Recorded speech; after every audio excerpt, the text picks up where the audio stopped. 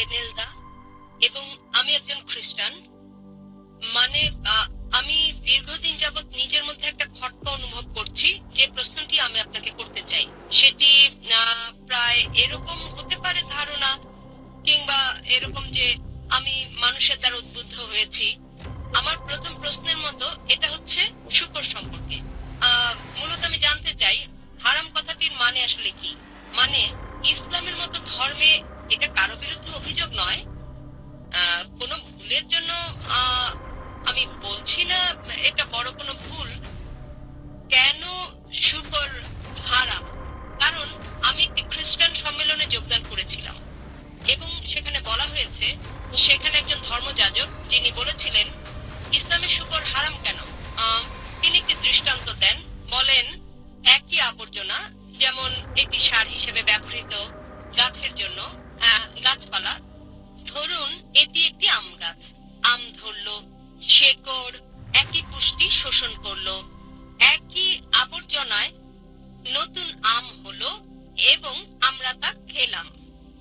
তাহলে শুকর ও আম খাওয়ার মধ্যে এখানে তফাৎ কোথায়? কোন একটা প্রশ্ন করলেন যে হারাম কথাটির মানে কি এবং শুকর কেন হারাম ইসলামে। আর তিনি যাজকের দৃষ্টান্ত দিয়েছেন, একজন খ্রিস্টান যাজক, তিনি বলেছেন যে সার যা হচ্ছে ময়লা আবর্জনা গাছ শোষণ করে, গাছ বড় হয়, আম ধরে এবং আমরা সে আম খাই। বলার চেষ্টা করা হচ্ছে যে যদি আমরা বর্জ্য খাই, শুকরের এটা কারোর জন্য ভালো হতে পারে, আবার কারোর জন্য ভালো নাও হতে পারে। এখানে যেটা বোঝাতে চাওয়া হয়েছে ইসলামে এটা হারাম কিন্তু খ্রিস্ট ধর্মে হালাল। প্রথমে আপনাকে আমি হারাম কথাকে মানে বলবো, মানে নিষিদ্ধ, মানে বারণ আছে। ইসলামে হারাম মানে হচ্ছে নিষিদ্ধ, তারপরে বারণ আছে। প্রথমে আপনার জাতীয় প্রশ্ন জবাব দেবো, পরে আমি আসল কারণটা বলবো কেন শুকর হারাম। জাতীয় দৃষ্টান্ত দিয়েছেন যে সার ধরুন ময়লা আবর্জনা গাছের জন্য ভালো এবং গাছ বড় হয়, তারপর যখন আম ধরে এবং আমরা সেই আম খাই। বলার চেষ্টা করা হয়েছে যে হতে পারে এটা হারাম মুসলিমদের জন্য, তবে খ্রিস্টানদের জন্য ভালো।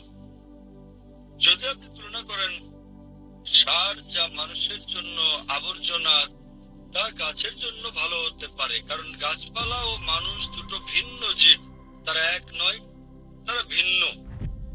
কিন্তু ইসলাম ও খ্রিস্ট ধর্মের মানুষ জাতি একই। আপনারা ভিন্ন ধর্ম পালন করতে পারেন, কিন্তু যা এক মানুষের জন্য ভালো স্বাভাবিকভাবে তা অন্য মানুষের জন্য ভালো, যদি না তার নির্দিষ্ট কোনো সমস্যা থাকে। উদাহরণস্বরূপ যদি তার ডায়াবেটিস থাকে, চিনি তখন তার জন্য ভালো না হতে পারে, কিন্তু স্বাভাবিক অবস্থায় চিনি ভালো, এটা আপনাকে দেয় শক্তি। যদি তার কোনো সমস্যা থাকে তাহলে সেটা তার জন্য উপকারী নাও হতে পারে। কিন্তু সাধারণ মানুষেরাও তাই যতদূর আসে, সব মানুষের ক্ষেত্রে ভালো মন্দের ব্যাপারটা একই রকম। সুতরাং আপনি এই দৃষ্টান্ত দিতে পারেন না সার কারোর জন্য ভালো, কারোর জন্য ভালো নয়। আমাদের যা করতে হবে, আমাদের গাইডের কাছে যেতে হবে। গাইড আমাদের কি বলে এবং আমরা বিশ্লেষণ করার চেষ্টা করব গাইড আমাদের কি বলে। খ্রিস্ট ধর্মের গাইড হচ্ছে বাইবেল, ইসলামের গাইড হচ্ছে কোরআন। যখন আমরা কোরআন পড়ি, অন্তত 4টি ভিন্ন জায়গায় যেখানে কোরআন বলছে শুকর খাওয়া নিষিদ্ধ।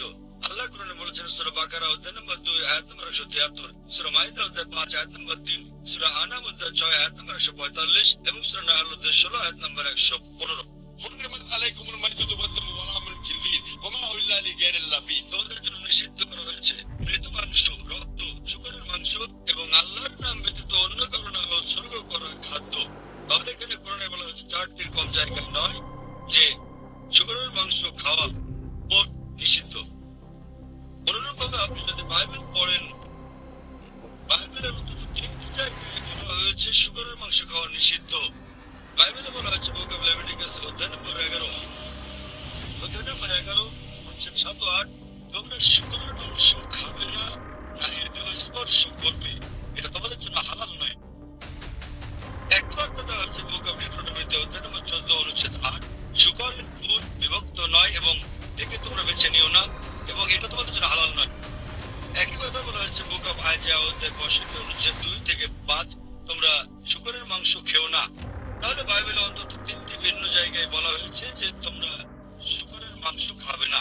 এবং যীশু খ্রিস্ট তারপর শান্তি প্রচার বলেছেন গসপেল অফ ম্যাথিউ অধ্যায় নম্বর 5 7 থেকে 20, এবং যে আমি নিয়ম ভাঙতে বা নবীদের ধ্বংস করতে এসেছি, আমি ধ্বংস করতে আসিনি বরং পূর্ণ করতে এসেছি। কেউ যদি একটি হিতোপদেশ ভঙ্গ করে তাকে সর্বরাজ্যে ডাকা হবে না। তারপরে যদি আপনি ওল্ড টেস্টামেন্টের একটি নিয়ম বিন্দু পরিমাণ ভঙ্গ করেন, আপনি জান্নাতে প্রবেশ করবেন না।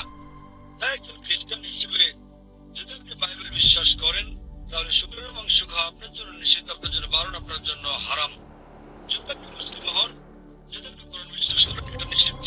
যদি আপনি বাইবেল কিংবা কোরআন বিশ্বাস না করেন, আসুন বিশ্লেষণ করে দেখি আজকালকার কারণ যুক্ত বিজ্ঞান শুকরের মাংস সম্পর্কে কি বলে। আজকালকার বিজ্ঞান আমাদেরকে বলছে যে আপনি শুকরের মাংস খেলে সম্ভাবনা আছে যে অন্তত আপনার 70টি রোগ হতে পারে, আপনার গোড়াকৃমি হতে পারে, আপনার ক্ষেত্রকৃমি হতে পারে, যেটা সবচেয়ে বিপজ্জনক অন্যান্য সব রোগের মধ্যে সেটা হচ্ছে ফিতাকৃমি। একে বলে টিনিয়া সোলিয়াম, এবং এটি থেকে পরিপাক তন্ত্রে, আর এটি খুবই লম্বা। যদি আপনি খুব ভালো করে সিদ্ধ করেন ডিম, টিনিয়া সোলিয়ামের ওভা কখনো মরে না, এবং পরিপাক নালী থেকে এটা রক্তের মধ্য দিয়ে শরীরের প্রায় সব অঙ্গেই যেতে পারে। এটি চোখে ঢুকে অন্ধ করে দিতে পারে চোখ, এরপরে ঢুকে হার্ট অ্যাটাক করতে পারে, এটি মস্তিষ্কে ঢুকে মস্তিষ্ক অকাজ করে দিতে পারে। এবং যখন আপনি বুঝতে পারবেন যে আপনি এই রোগে আক্রান্ত, ততক্ষণে দেখবেন আপনার অপূরণীয় ক্ষতি হয়ে গেছে। অধিকন্ত বর্তমান বিজ্ঞান আমাদের বলছে যখন আপনি শুকরের মাংস খান, দেখবেন তাতে চর্বির উপাদান বেশি রয়েছে, বরং কম রয়েছে মাংসপেশি করার উপাদান। সেই কারণে শুকরের মাংস যারা নিয়মিত খায় তাদের বেশিরভাগেরই পরিবর্তন, তারা মোটা সোটা। বর্তমান বিজ্ঞান আমাদের বলছে যে শুকরের মাংস খেলে তাদের বেশি সম্ভাবনা থাকে অ্যাথেরোক্লোসিস হওয়ার।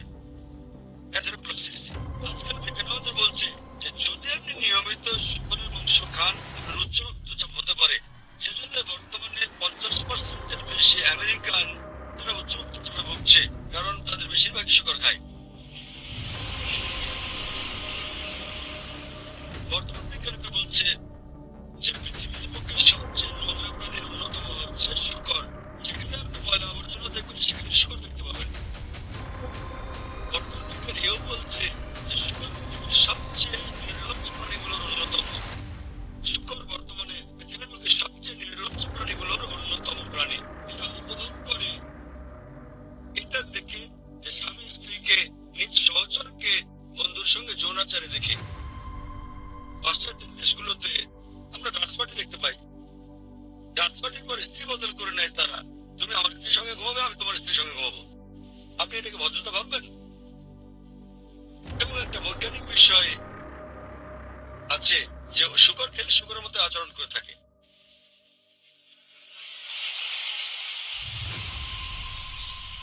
আশা করি উত্তরটা পেয়েছেন।